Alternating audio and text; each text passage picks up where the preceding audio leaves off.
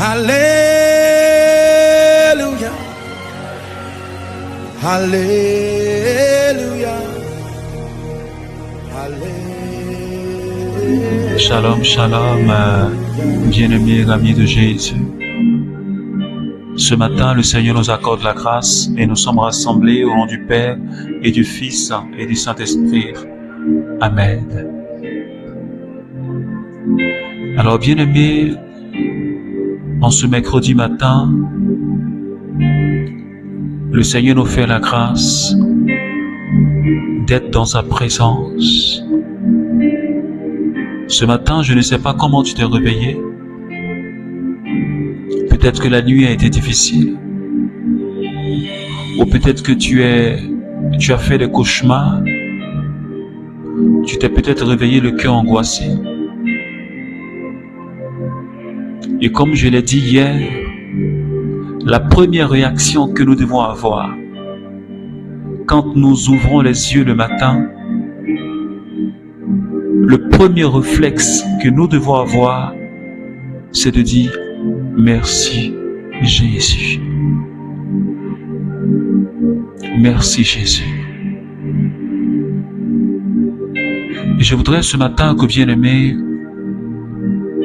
nous puissions ensemble dire merci Jésus. Parce que si nous sommes réveillés, c'est parce que le Seigneur l'a permis.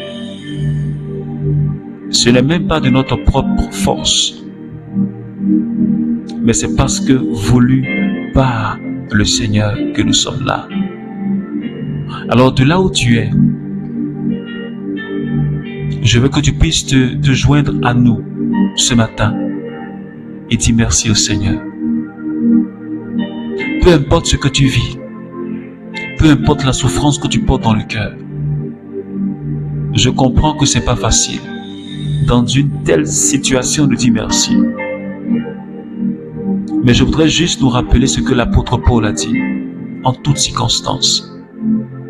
Parce que je ne peux pas comprendre ce que je vis actuellement. Mais en toutes circonstances, je dois être capable de dire merci Seigneur. Même si la situation est difficile à supporter. Même si la situation est compliquée, que je ne comprends pas ce qui se passe. Mais Seigneur, ce matin, je veux élever la voix vers toi pour te dire merci. Merci parce que toi seul sais ce que je vis, ce que je traverse. Je te remercie ce matin parce que tu as réveillé tous les membres de ma famille. Je te remercie pour tous mes frères et sœurs du renouveau charismatique. Pour toutes ces personnes qui ne prient pas avec nous. Et pour ceux qui prient avec nous, Seigneur, je te remercie pour leur vie, pour leur famille. Merci pour mes frères et sœurs de l'île Maurice. Seigneur, pour cette merveilleuse famille. Je te remercie infiniment pour tout ce que tu fais dans ma vie et dans la vie de toutes ces personnes qui prient avec nous le matin. Parce que c'est une grâce de nous lever pour dévancer l'aurore, d'écouter ta parole tous les matins. Cette parole qui est esprit et vie. Merci parce que tu nous donnes de manger ta parole, de méditer, de ruminer ta parole, Seigneur. Je te dis merci infiniment ce matin. Parce que tu es le merveilleux Dieu. Alors bien-aimé, je voudrais que tu dises à Jésus ce qu'il est pour toi, bien-aimé. Ce qu'il est pour toi, bien-aimé, dis-le. Est-ce qu'il est puissant, dis-le. Est-ce qu'il est merveilleux pour toi, dis-le. Seigneur, je te rends toute la gloire ce matin. Yonto barabraka sata. Tu n'as pas ton pareil. Tu n'as pas ton semblable. Tu n'as pas ton égal. Je n'ai pas vu un prophète. Les gens te comparent à un prophète. Ils disent que tu es un homme de Dieu, un prophète. Mais je n'ai vu aucun prophète qui soit comme toi. Aucun prophète n'est venu au monde comme toi. Aucun prophète n'a parlé comme toi. Aucun. Il n'y en aura pas. Il n'y en aura jamais.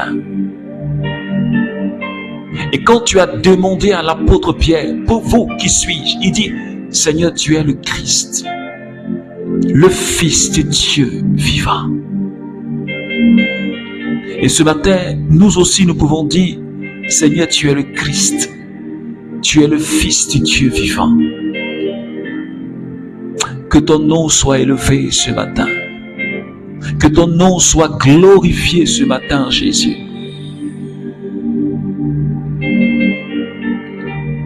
Je veux juste te dire encore que je t'aime, Seigneur. Je veux te dire ce matin que je t'aime. Est-ce que quelqu'un peut dire à Jésus, Seigneur, je t'aime? Et ce que tu dis, est-ce que tu peux réellement le penser? Que ce ne soit pas au bout de tes lèvres, mais que ça sorte même de tes entrailles. Que ce que tu dis soit en accord avec ta pensée. Seigneur Jésus, je t'aime. Et tu le sais. Et merci infiniment, Seigneur, parce que tu m'as aimé le premier en te donnant sur le bois de la croix pour me sauver, en versant ton sang pour me racheter, Seigneur. Ma vie ne compte plus pour moi. Ce qui compte, c'est ta volonté. Ce qui compte, Seigneur, c'est ce que tu as fait pour sauver l'humanité. Ce qui compte, Seigneur, c'est ton amour, Seigneur, pour l'humanité. Cet amour qui transforme toute vie. Cet amour qui change toute vie, Jésus. Et ce matin, nous te bénissons pour cela. Ta parole dit, Seigneur, l'amour, tu l'as répandu dans notre cœur par le Saint-Esprit.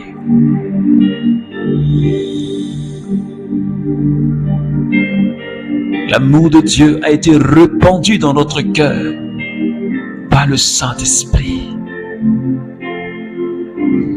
Est-ce que quelqu'un peut commencer à parler à l'Esprit de Dieu?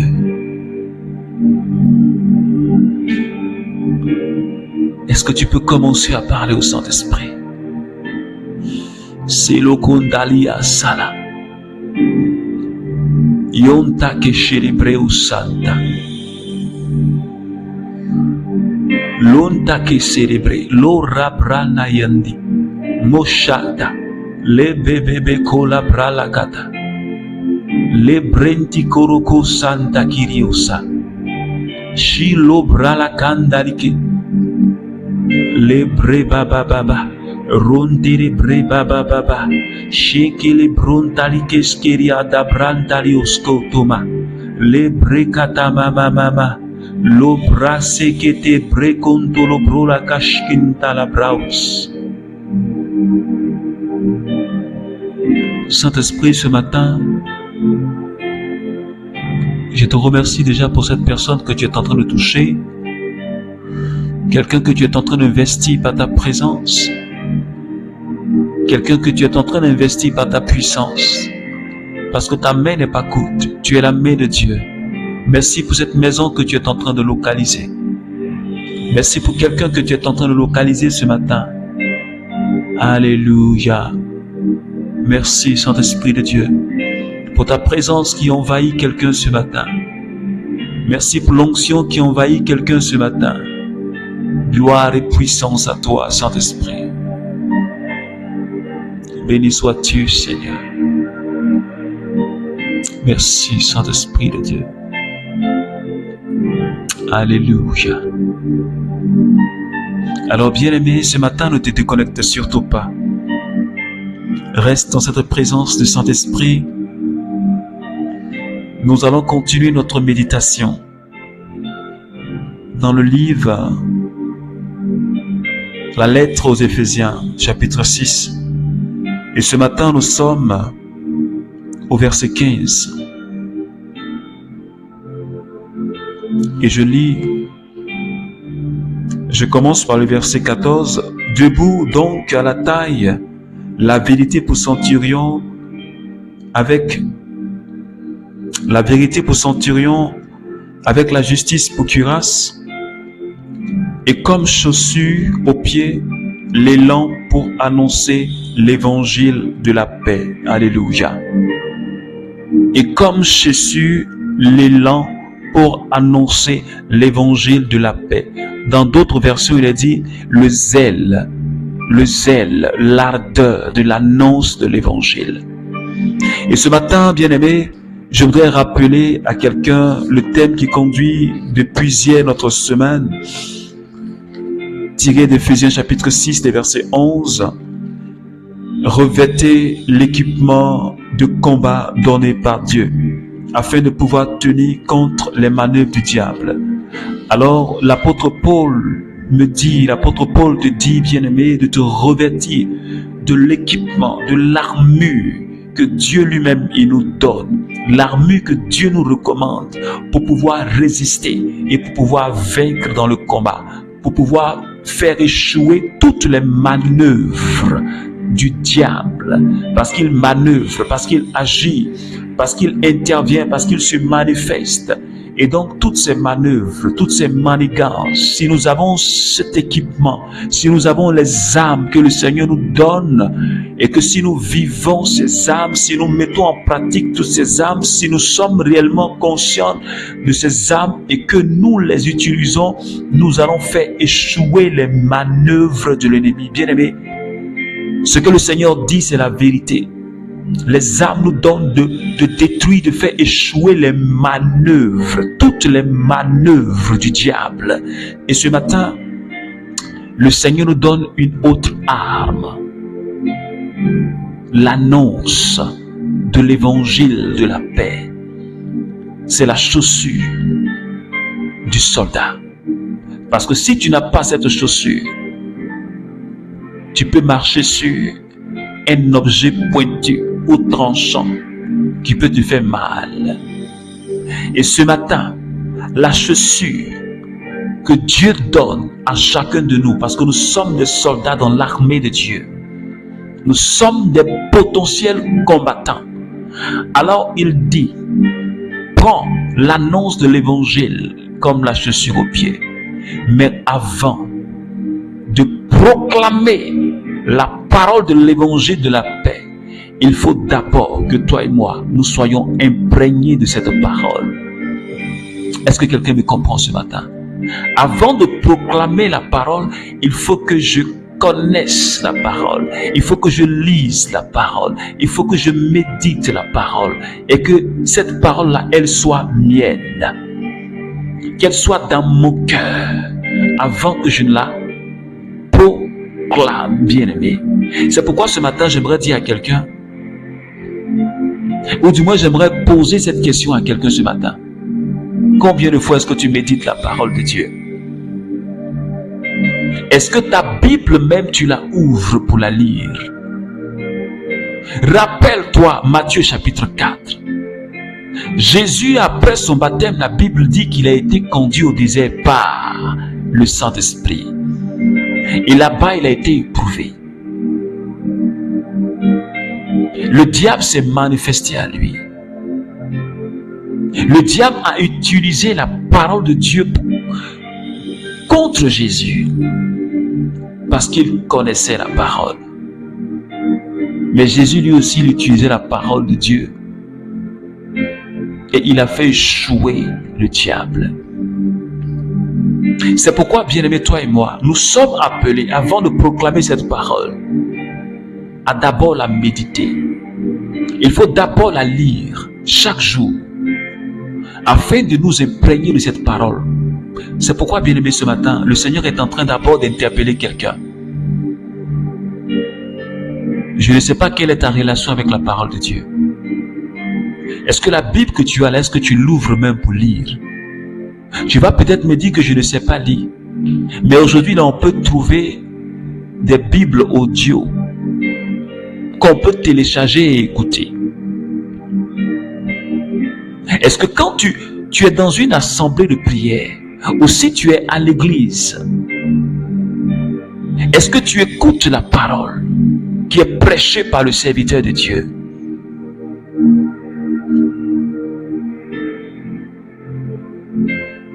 Et que cette parole-là, quand tu l'écoutes, est-ce que quand tu arrives à la maison, est-ce que tu la médites? Est-ce que tu te familiarises avec la parole de Dieu, bien-aimé, avant de la proclamer? Parce qu'elle est tellement utile dans le combat spirituel. Parce que c'est la vérité de Dieu. Alors si tu ne connais pas cette vérité de Dieu, comment est-ce que tu vas la proclamer pour mener ton combat? Parce que l'ennemi viendra te dire des mensonges. Il viendra te faire croire des choses qui ne sont pas vraies. Mais si tu n'es pas ancré dans la parole, si tu ne la médites pas, si tu ne la lis pas, ou si tu veux, si tu ne la mets même pas en pratique, parce que tu ne peux pas proclamer ce que tu ne mets pas en pratique. Autrement dit, tu ne vivras pas dans la vérité. Parce que proclamer ce que je ne vis pas, c'est comme si tu n'es pas dans la vérité. C'est pourquoi, bien-aimés, ce matin, je voudrais d'abord nous interpeller à nous familiariser avec la parole de Dieu. Il faut que tu la lises. Il faut que chaque jour, de la même manière que tu manges, matin, midi et soir, et que cette parole-là, comme Dieu a dit à Josué chapitre 1, cette parole-là ne quitte pas ta bouche. Que de jour comme de nuit tu la médites. Qu'elle ne s'éloigne pas de toi. Que tu la regardes chaque matin. Que tu la regardes chaque jour. Ne t'en écarte pas, ni à gauche ni à droite. Est-ce que quelqu'un me comprend ce matin? Et quand cette parole, elle est ancrée en toi, quand elle est dans ton cœur, quand tu la vis, alors tu peux la témoigner. Quand elle est dans ton cœur, que tu l'as expérimentée, alors tu peux la proclamer. L'ardeur de l'annonce de l'évangile. Le zèle apostolique.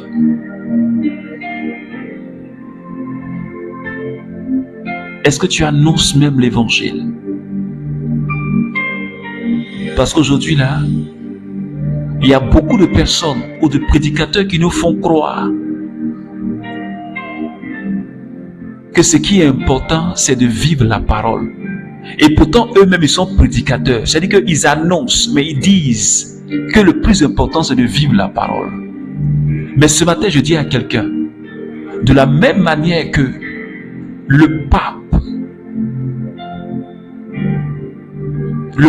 Paul VI a dit ceci, parlant de l'évangélisation des peuples. Il dit, la première évangélisation, c'est d'abord la pratique de la parole, le témoignage de vie. Mais ce témoignage de vie ne suffit pas. Il faut qu'elle soit complétée par le témoignage, par la parole. C'est ce que le pape Paul VI a dit dans l'une de ses exhortations apostoliques. C'est pourquoi je dis à quelqu'un, le témoignage de vie ne suffit pas. C'est important, mais ça ne suffit pas. Et il ajoute en disant qu'il y a une vraie évangélisation quand la puissance de Jésus est proclamée, quand le règne de Dieu est proclamé, quand la vie de Dieu, quand le royaume est proclamé. C'est là qu'on parle de l'évangélisation. C'est pourquoi je dis à quelqu'un, je dis à un membre du renouveau charismatique, ne te contente pas seulement de faire le témoignage de vie. Les apôtres là, ils ne se sont pas contentés de vivre ce que Jésus leur a dit. Sinon l'évangile n'allait pas arriver jusqu'à nous. Regarde aujourd'hui la jeunesse d'aujourd'hui. Regarde aujourd'hui les gens qui vivent sans Christ. Ils ont besoin d'entendre. La Bible dit en Romains chapitre 10, la foi vient de ce qu'on entend. Et ce qu'on entend vient de la parole de Dieu. Alors si toi et moi on ne la proclame pas, comment les gens vont entendre? Et comment cette parole-là aura de l'effet? Parce que quand elle est proclamée, la parole de Dieu, elle a de la puissance. Elle agit dans la vie des gens.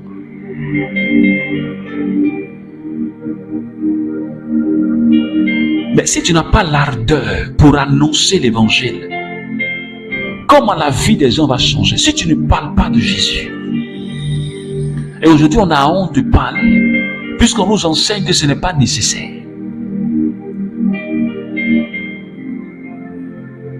La Bible dit que la parole, elle est esprit et elle est vie.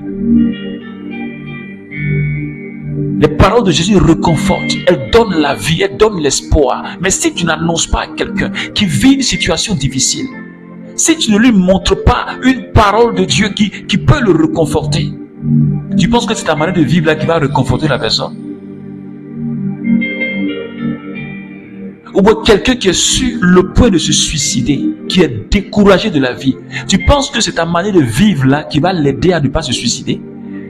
Mais quand tu vas lui dire, tu vas lui parler de cette parole qui est remplie d'espoir et de vie, elle sera touchée. C'est de ça qu'il s'agit, bien-aimé. Sans négliger le témoignage de vie. Alors ce matin, bien-aimé, c'est une arme que le Seigneur nous donne. Proclamer la parole. Mais avant de la proclamer, il faut d'abord la méditer. Il faut d'abord prendre cette parole dans ton cœur. Il faut que toi-même tu vives d'abord cette parole-là. Et quand tu la proclameras, ça sera aisément. Alors je t'invite à proclamer cette parole. Quand tu la proclames, elle est d'abord pour toi. La foi vient de ce qu'on entend. Quand tu la proclames, toi-même tu l'entends. Elle provoque en toi-même la foi avant qu'elle n'agisse dans la vie des gens. C'est pourquoi tu dois la proclamer. Tu dois avoir de l'audace à annoncer l'évangile. Tu dois avoir le zèle à annoncer l'évangile. Parce que Christ a besoin de prédicateurs. Christ a besoin d'évangélisateurs pour parcourir le monde entier annonçant l'évangile. Pour qu'elles atteignent même les endroits les plus reculés de la terre. Alors bien aimé, ce matin, si tu ne proclames pas, tu n'es pas zélé pour proclamer l'évangile, tu n'as pas l'audace de l'annonce de l'évangile, c'est-à-dire que tu n'as pas la chaussure au pied. C'est que tu n'as pas la chaussure au pied. Or, il te faut cette chaussure. Parce que quand tu proclames que l'ennemi, le diable, il entend, il est perturbé, il sait que tu vis la parole, que tu es dans la vérité. Et quand tu la proclames, c'est comme du feu qui sort. Et la puissance de Dieu agit au travers de cette parole-là. Elle agit au travers de cette parole qui est proclamée. Et elle change la vie des gens. Je te dis, c'est la vérité. Quand la parole est annoncée, elle change la vie des gens. Elle agit avec puissance. C'est pourquoi ce matin, bien-aimé, peut-être que tu as honte de parler de Jésus. Peut-être que tu as honte d'annoncer l'évangile, de proclamer l'évangile. Alors tu vas demander au Seigneur, quel que soit le lieu où tu es, quel que soit le travail que tu fais, peut-être que tu vas au marché, peut-être que tu es au bureau du travail, dans une entreprise, mais Dieu ne t'a pas mis là-bas comme ça dans un hasard. Tu n'es pas là parce que tu veux être là-bas, mais c'est une occasion de témoigner de par ta vie et de témoigner par ta parole pour que quelqu'un là-bas soit sauvé, pour que quelqu'un soit sauvé. C'est pourquoi ce matin tu vas prier avec moi. La Bible dit la moisson est abondante, mais les ouvriers sont peu nombreux. Seigneur, je veux cette chaussure parce que je veux être un soldat complet. Je ne veux pas aller au combat sans chaussures. Et ce matin, Je prie pour que tu me donnes encore plus d'audace et de zèle dans l'annonce de ta parole. Je veux parler de toi à des personnes qui ne te connaissent pas. Donne-moi la force et le courage, Saint-Esprit, ce matin. De la même manière que tu as donné la force à tes apôtres. Rien ne pouvait leur faire peur. Ils sont allés jusqu'aux extrémités de la terre.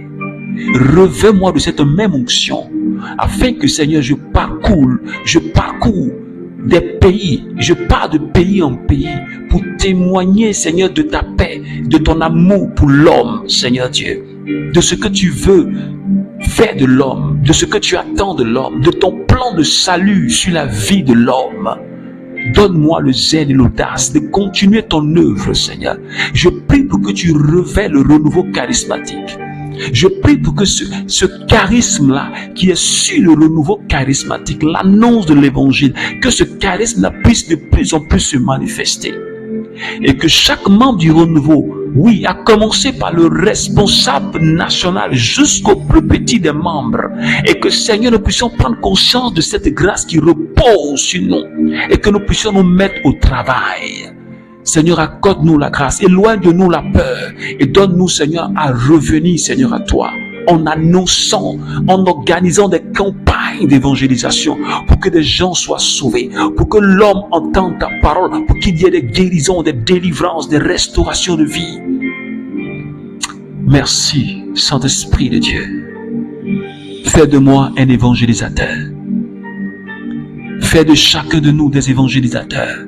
Est-ce que tu peux dire au Seigneur, fais de moi un évangélisateur, quel que soit ton milieu d'activité, quel que soit ce que tu fais, quel que soit ton secteur d'activité, j'allais dire, que tu parles de Jésus.